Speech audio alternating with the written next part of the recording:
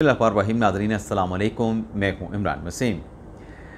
नाज़रीन, एक ख़बर तो ये है कि इमरान ख़ान की पिछले 2 हफ़्तों से जारी एक खुफिया और इंतहाई बारीक वारदात पकड़ी गई है। अब ख़ान साहब चुपके से क्या वारदात डाल रहे थे, एक तो इस खबर की डिटेल आपके साथ हम शेयर करेंगे। दूसरी खबर इदारे की रिपोर्ट है। इदारे की रिपोर्ट में जो इंकशाफात किए गए हैं, उन इंकशाफात ने तहलका मचा दिया है। तो ये डिटेल भी और इसके अलावा इंडिया में सफ़े मातम क्यों बिछा है, ये भी आपको बताएंगे। पाकिस्तान ने क्या बड़ी कामयाबी हासिल की है। लेकिन आज इस प्रोग्राम की जितने भी ख़बरें हैं, उनकी डिटेल आपकी खिदमत में पेश करने से पहले आपसे हम्बल रिक्वेस्ट करेंगे कि चैनल को सब्सक्राइब कर लें, बेल आइकॉन का बटन प्रेस करें। वीडियो पसंद आए तो इसे लाइक और शेयर ज़रूर कीजिएगा। ऐसे प्रोग्राम के आगाज़ में एक अच्छी ख़बर आपके साथ हम शेयर करेंगे। वज़ीर आज़म शहबाज शरीफ ने अपनी उस टीम को हदायत जारी की है जो बजट तैयार कर रही है कि आइंदा माली साल का जो बजट है, साल 2025 साल 2026 का, इसमें तनख्वाहदार तबके पर कोई नया टैक्स नहीं लगाना और तनख्वाहदार तबके पर ऑलरेडी जो टैक्सेस की शरह है, जो टैक्सेस का बोझ है, उसको कम करना है, उसमें मज़ीद इजाफ़ा नहीं करना। दूसरा नाज़रीन, जो वज़ीर आज़म ने फ़ैसला किया है, जो कि पाकिस्तान के काश्तकारों के लिए, किसानों के लिए खुशखबरी है कि जो पेस्टिसाइड का शोबा है और जो यूरिया का शोबा है, वहाँ पर फर्टिलाइज़र जिसको कहते हैं, वज़ीर आज़म ने इस शोबे में भी, क्योंकि जो ज़राअत है वो भी पाकिस्तान की मईशत में रीढ़ की हड्डी की हैसियत रखती है, तो वज़ीर आज़म ने अपनी टीम से ये कहा है कि जहाँ तनख्वाहदार तबके पर टैक्स का बोझ नहीं डालना, वहीं पेस्टिसाइड और फर्टिलाइज़र पर भी आपने नया टैक्स भी नहीं लगाना और ये कोशिश भी करनी है कि पहले से लगे जो टैक्सेस हैं फर्टिलाइज़र और यूरिया पे, फर्टिलाइज़र और पेस्टिसाइड पे, उस शरह को भी आपने कम करना है। तो ये एक अच्छी खबर है नाज़रीन। अब नाज़रीन आ जाते हैं हमारे प्रोग्राम के जो अहम खबरें हैं। ये जो नाज़रीन वारदात पकड़ी गई है ना, या जो पोल खुला है, ये डबल एक्सपोज है। एक तो इमरान खान साहब की वारदात है, दूसरी तहरीक इंसाफ की वारदात है बतौर सियासी जमात। नाज़रीन, जो समड़ियाल में इलेक्शन हुआ PP 52 में, मैं इस पर एक रिपोर्ट आई है, वो रिपोर्ट जो कि एक बड़ी ख़बर बनी है, वो रिपोर्ट मैं आपके सामने रखने जा रहा हूँ। लेकिन उस रिपोर्ट के मंदरजात पर आने से पहले पाकिस्तान पीपल्स पार्टी ये कह रही है कि समड़ियाल के इलेक्शन में धांधली हुई है। अब इस पीपल्स पार्टी के इल्ज़ाम पर मैं सिर्फ इतना कहूँगा कि पीपल्स पार्टी वाले जहाँ धांधली का इल्ज़ाम लगा रहे हैं, वहाँ ख़ुद इस बात का एतराफ़ कर रहे हैं कि हमें वोट नहीं पड़े, हमारा कैंडिडेट हारा है, हमें वोटर ने पीपल्स पार्टी के उम्मीदवार को वोट नहीं डाले। तो पीपल्स पार्टी के इल्ज़ामात की कि धांधली हुई है, उसकी सेंटिटी, उसकी साख जानने के लिए इतना काफ़ी है कि पीपल्स पार्टी ये एडमिट कर रही है उनको वोट नहीं पड़े। तो जिस सियासी जमात के उम्मीदवार को वोट ही नहीं पड़े, उसकी सियासी जमात के रहनुमा बैठ के प्रेस कॉन्फ्रेंस करके एतराफ़ कर रहे हैं कि हमें वोटर ने रिजेक्ट कर दिया, तो फिर इलेक्शन में धांधली का इल्ज़ाम लगाना नाज़रीन ऐसे ही है कि बेगानी शादी में अब्दुल्ला दीवाना। तहरीक इंसाफ इल्ज़ाम लगाए ना, पीपल्स पार्टी का तुक क्या बनता है? कोई तुक नहीं बनता जब आप मान रहे हैं कि आपको वोट डाला ही नहीं गया वोटर की तरफ से, वोटर का रुझान आपकी तरफ था ही नहीं। अब नाज़रीन, धांधली के जो इल्ज़ामात लगाए गए, उस पर तहरीक इंसाफ के एलिगेशन की जो सेहत है, उस पर भी बात कर लेते हैं। शेख वकास अकरम साहब ने आलिया हमज़ा के साथ और जो इनका कैंडिडेट था PP 52 से फ़ाखर निशात, उसके साथ एक प्रेस कॉन्फ्रेंस के, उस प्रेस कॉन्फ्रेंस में शेख वकास अकरम साहब ने कहा कि हमारे पोलिंग एजेंट को बाहर निकाल दिया गया था। अब यहाँ पे नाज़रीन आप ये देखें, ये कौन से पोलिंग एजेंट थे जिसकी बात में बड़ी बारीकी के साथ, ये वो वाली बारीकी नहीं इमरान खान साहब ने, वो ख़बर अभी आगे आनी है। शेख वकास अकरम साहब ने बड़ी बारीकी के साथ कहा कि वो जो पोलिंग स्टेशन के बाहर हमारे कैंप लगे हुए थे, वहाँ पर हमारे जो एजेंट बैठे थे कैंप लगा के उनको निकाल दिया गया, उनके कैंप उखाड़ दिए गए। अब उसका धांधली के साथ क्या ताल्लुक़ है? फिर दूसरा उन्होंने कहा कि भरे हुए बैलेट बॉक्स जो है वो लाए गए। अब आप खुद वोटर हैं, आप जब वोट डालने के लिए जाते हैं, आपके सामने जब वो जो बॉक्स होता है जिसमें आप वोट डाल रहे होते हैं वो तो पहले ही खाली होता है। तो ये कहना कि वो भरे हुए थे तो जब वोट डालने के लिए वोटर जाएगा क्या उसको नज़र नहीं आएगा? वो खाली जो बॉक्स होते हैं पहले तमाम वहाँ पे सियासी जमातों के एजेंट्स को दिखाए जाते हैं और उन खाली बॉक्स को दिखाने के बाद फिर उसको सीलें लगा दी जाती हैं और फिर जब पोलिंग का वक्त ख़त्म होता है तब जाके उन बॉक्स को खोल के वोटों की गिनती की जाती है। और फिर जनाब शेख वकास अकरम साहब कहते हैं कि ये तो जी बहुत बड़ी ज़्यादती होगी, बगैरती होगी।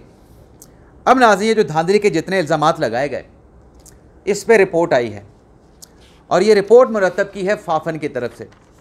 और फाफन एक बड़ा क्रेडिबल इदारा है, जब भी इलेक्शन होता है और उस इलेक्शन का वो तज़िया भी पेश करता है और फाफन उस इलेक्शन में धांधली हुई है, बेज़ाब्तगी हुई है, उस पर भी बात करता है। नाज़रीन, फाफन की तरफ से ये बताया गया, पहले तो मैं उनका एनालिसिस आपके सामने रख देता हूँ। धांधली वाली बात भी मैं आपको बताऊँगा कि इस रिपोर्ट में फाफन कह क्या रही है, क्या बेज़ाब्तगियाँ और धांधली हुई है तो कितनी हुई है। फाफन ये कह रहा है कि हल्के में जो नून लीग का वोट है वो 41% से बढ़ के 59% हो गया, जो पीटीआई का वोट है वो 35% से कम हो गया, 29% हो गया। फाफन ने कहा है कि जो फार्म 47 रात 2 बजे तैयार होना था वो 1:15 बजे मुकम्मल हो चुका था, यानी ताख़ीर नहीं हुई नताइज की तैयारी में। टर्न आउट मामूली सा कम था। अब बेज़ाब्तगी और धांधली से मुतल्लिक़ फाफन की रिपोर्ट में ये कहा गया है 195 पोलिंग स्टेशन थे PP 52 के।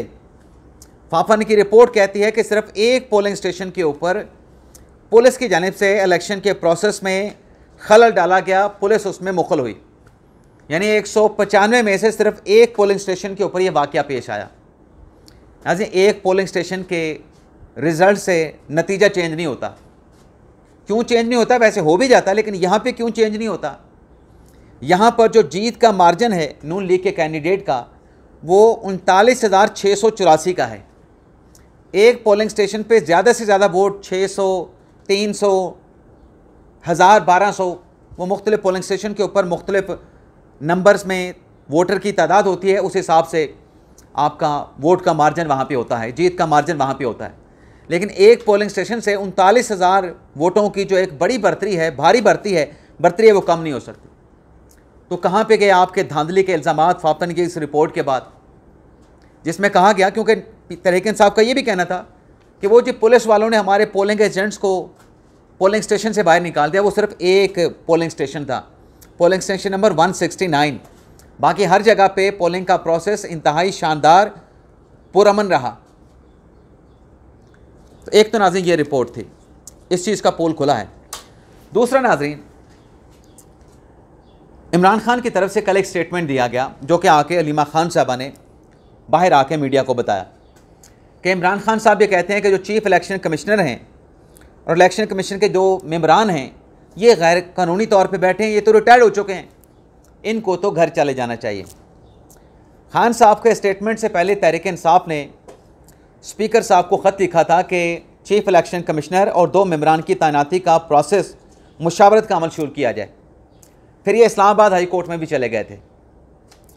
अब नाज़रीन, इस इशू के ऊपर जो सियासत की जा रही है, इमरान खान साहब का जो कल का स्टेटमेंट है, पाकिस्तान तहरीक इंसाफ के रहनुमाओं के पिछले 2 हफ्तों के जो बयानात हैं, हर स्टेटमेंट में ये तनकीद की गई, क्रिटिसाइज़ किया गया जी इलेक्शन कमिश्नर नहीं लग रहा, इलेक्शन कमीशन के मेंबरान नहीं लग रहे। लेकिन आज नाज़रीन ये बड़ी ख़बर सामने आई है कि 18 दिन से जो एक लेटर वज़ीर आज़म शहबाज शरीफ ने इमरान खान साहब को लिखा था, अपोजिशन लीडर उमर अयूब साहब को कि आएँ हमारे साथ बैठ के मुशावरत करें चीफ़ इलेक्शन कमिश्नर की तैनाती पे और इलेक्शन कमीशन के 2 मेंबरान की तैनाती के मामले पे। तो ये 18 दिन से जो लेटर लिखा गया है वज़ीर आज़म की तरफ से अपोजिशन लीडर को, जो कि आइनी तौर पे मुशावरत उसी के साथ हो सकती है, खामोशी के साथ उस लेटर को दबा के रखा गया।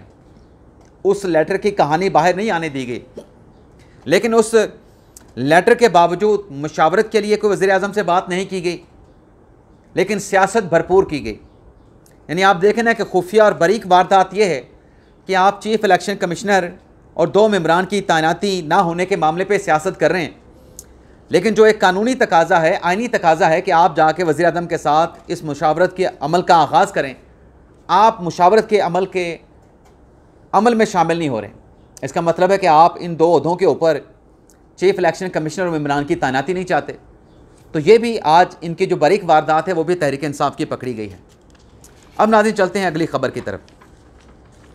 फवाद चौधरी साहब नाज़रीन तहरीक इंसाफ के रहनुमा हैं। उनके ख़िलाफ़ जेहलम की एक हाउसिंग सोसाइटी में गैर कानूनी तौर पे अराज़ी मुंतकली का केस है। उसमें पेश ना होने पे आज एंटी एस्टेब्लिशमेंट की जो खसूसी अदालत है उसने फवाद चौधरी साहब के 30 जून के अरेस्ट वारंट जारी कर दिए हैं कि 30 जून को फवाद चौधरी को अदालत में पेश किया जाए। इसके अलावा नाज़रीन भारत में इंडिया में सफ़े मातम क्यों बिछा है, तो ख़बर नाज़रीन ये है, एक तो सफ़े मातम बिछा था जब 6 और 7 मई की रात पाकिस्तान ने इनके भारत के 7 लड़ाका तैयारे मार गिराए थे।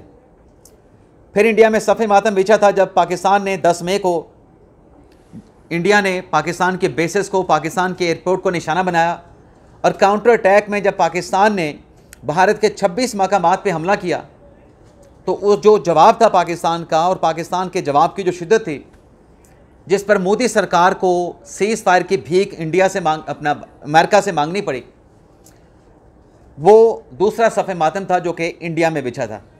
शहीर आवाज़ कम कर लो। तीसरा सफ़े मातम अब बिछा है, और वो किस बात पे बिछा है नाज़रीन, कि पाकिस्तान को अक़वाम मुत्तहिदा की तरफ से जो उनकी कमेटी है इंसदाद दहशतगर्दी की, उसकी वाइस चेयरमैनशिप का ओहदा दे दिया गया है। यानी आप यूँ कह सकते हैं कि पाकिस्तान को अक़वाम मुत्तहिदा ने अपनी इंसदाद दहशतगर्दी की जो कमेटी है उसका वाइस चेयरमैन बना दिया है। अब ये पाकिस्तान की बड़ी कामयाबी है, और पाकिस्तान ने जो दहशतगर्दी के ख़िलाफ़ इक़दाम उठाए हैं उसके नतीजे में ये वाइस चेयरमैन का ओहदा, मनसब, ज़िम्मेदारी पाकिस्तान को मिली है। तो इंडिया में सफ़े मातम ये है, कि इस पर प्रोपेगेंडा शुरू कर दिया गया है। और क्या प्रोपेगेंडा हो रहा है कि ये जी अक़वाम मुत्तहिदा की तरफ से जो पाकिस्तान को इंसदाद दहशतगर्दी कमेटी का वाइस चेयरमैन बना दिया गया है, इससे तो अक़वाम मुत्तहिदा की अपनी साख जो है वो उड़ के रह गई है, अक़वाम मुत्तहिदा की साख ख़त्म होकर रह गई है। और ये प्रोपेगेंडा भी सोशल मीडिया पे किया जा रहा है कि ये तो ऐसी है कि पाकिस्तान को इंसदाद दहशतगर्दी की कमेटी का वाइस चेयरमैन बनाना कि आप एक बैंक की सरबराही या बैंक का जो हिफाजत है किसी चोर के सुपुर्द कर दें। और कहा जा रहा है सोशल मीडिया पे मोदी सरकार से कि आप फौरी तौर पे अक़वाम मुत्तहिदा से निकल जाएं, 1 मिनट ना लगाएं, आज निकल जाएं। लेकिन बात यह है कि पाकिस्तान को ये जो मनसब मिला है, पाकिस्तान ने पिछले कई सालों से दहशतगर्दी के ख़िलाफ़ एक फ्रंट लाइन स्टेट का किरदार अदा किया है। पाकिस्तान ने अपने बलबूते पे, अपने पैसे पे, अपने कोशिशों से, अपनी अफवाज से, अपनी आवाम की जान की कुर्बानियाँ दे के, अपनी अफवाज के जवानों की कुर्बानियाँ दे के दहशतगर्दी का ख़ात्मा भी किया है और दहशतगर्दी का मुकाबला भी किया है। इन कुर्बानी की वजह से पाकिस्तान को ये ज़िम्मेदारी मिली है। इंडिया ने कौन सी दहशतगर्दी के ख़िलाफ़ कोशिशें की हैं, कुर्बानियाँ दी हैं, दिखा दें, बता दें। पूरी दुनिया एक्नॉलेज करती है कि पाकिस्तान ने बिलियंस ऑफ डॉलर का खसारा, नुकसान बर्दाश्त किया है, हज़ारों इंसानी जानों की कुर्बानियाँ पेश की हैं। तो ये पाकिस्तान को मिलना, ये मनसब, ये भी एक ज़िम्मेदारी है। लेकिन इंडिया आज इस पे चीख रहा है, चिल्ला रहा है, सफ़े मातम है वहाँ पे, क्योंकि इंडिया का एजेंडा है पाकिस्तान को डिस्टेबलाइज़ करना, ख़ित्ते का चौधरी बनना, ख़ित्ते का प्रधान बनना, जो कि पाकिस्तान ने 6 और 7 मई की रात को और 10 मई की रात को उस ख्वाब को चकनाचूर कर दिया। बाकी नाज़रीन, इंडिया में एक अफसोसनाक वाक़या भी पेश आया है, उस पर हम अफसोस का इजहार करते हैं। IPL का फाइनल जीतने की कोई तकरीब थी गुजरात में, शायद गुजरात है, अगर मैं शहर गलत नहीं बता रहा, वहाँ पे भगदड़ हुई है। और उस भगदड़ के नतीजे में अब तक की जो इतलात आ रही हैं, कोई 11 भारतीय शहरी जो हैं उस भगदड़ में मारे गए हैं, जिसमें एक बच्चा भी शामिल है। और मज़ीद खौफनाक इतलात ये आ रही हैं कि जो हलाकतें हैं, भगदड़ की वजह से जो हलाकतें हैं, जो लोग ज़ख्मी हुए हैं, ये हलाकतें बढ़ने का इम्कान है। तो अल्लाह ही खैर करे। तो ये था नाज़रीन आज का हमारा वीडियो लॉग। आपसे इजाज़त चाहते हैं।